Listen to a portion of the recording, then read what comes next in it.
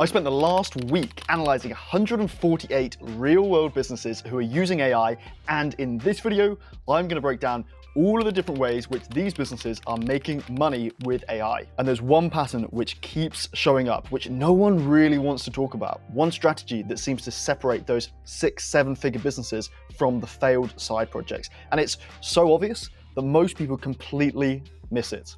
By the end of this video, you'll know exactly what it is, why it works, and how to use it yourself. And I'm going to show you real-world examples of this method being used across many different types of businesses, from e-commerce to healthcare, from freelancers to agencies. And before we get into it, these are not AI-specific businesses that only do AI. These are real established businesses, either that I've consulted for, or who are in my mastermind, or who are in my community, or that I've seen online. Okay, so let's get into it. When people usually think about AI and business, they immediately think about AI wrappers and AI tools. And look, they are out there. People are making money with these.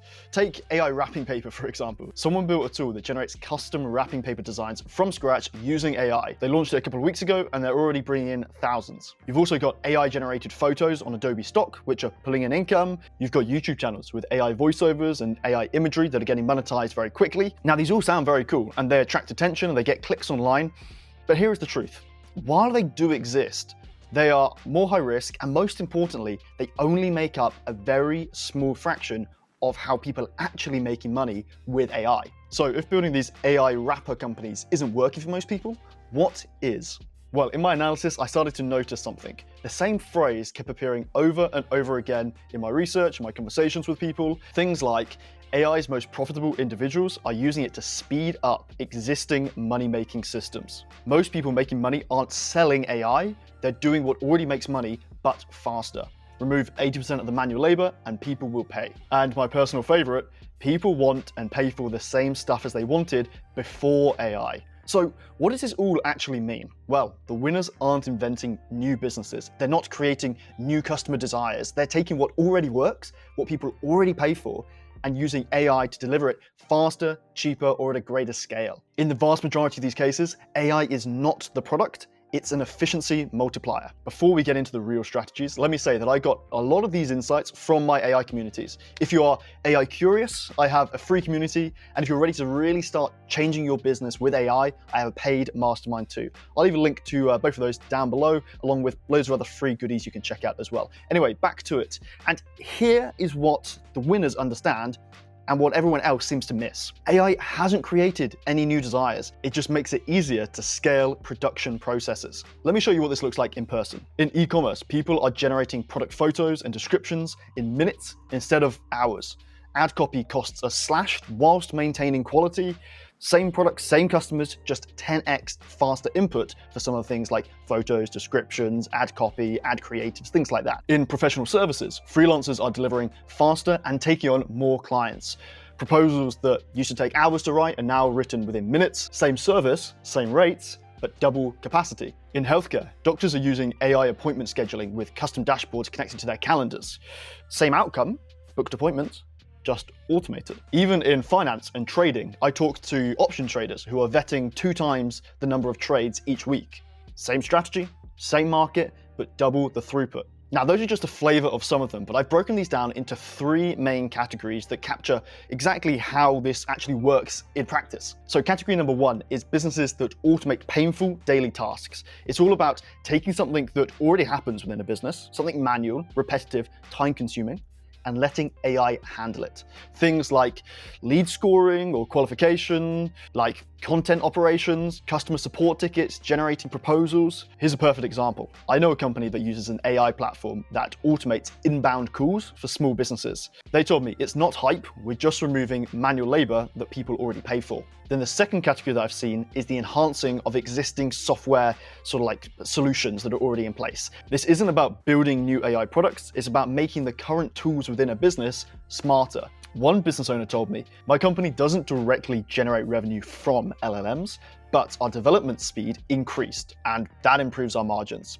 And then there's category number 3, which I'm calling deep niche workflows. This is where you take a very specific industry workflow and optimize it with AI. For example, real estate listings generation or legal document summaries. Industry-specific automation. Another example in this category is a web developer that I spoke to who builds full-stack websites with AI tools in 4 hours and charges $2,000 per site. Same as before, clients get clean code and the ability to manage the site themselves. Same outcome, just 90% less time because they're using industry-specific tools or workflows to help them.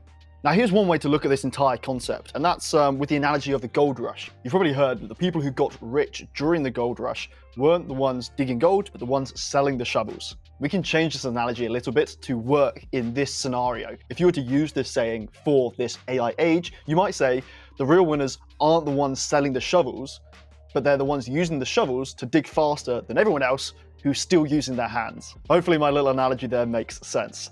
So what does this mean for all of us today? Find what people already pay for, use AI to deliver it 5 to 10 times cheaper or faster, keep the same pricing, at least to start with, and then scale your capacity, not your promises or what you're delivering. So to wrap this up, let's say that you have a business or maybe a side hustle, and you want to know how you can actually apply AI to help that business move forward. There are a couple of steps that I would look through first. Taking into account all of the businesses that I've been through, I would suggest a number of steps. Firstly, do an inventory of your skills. What can you already do that people will pay for? What services do you currently offer?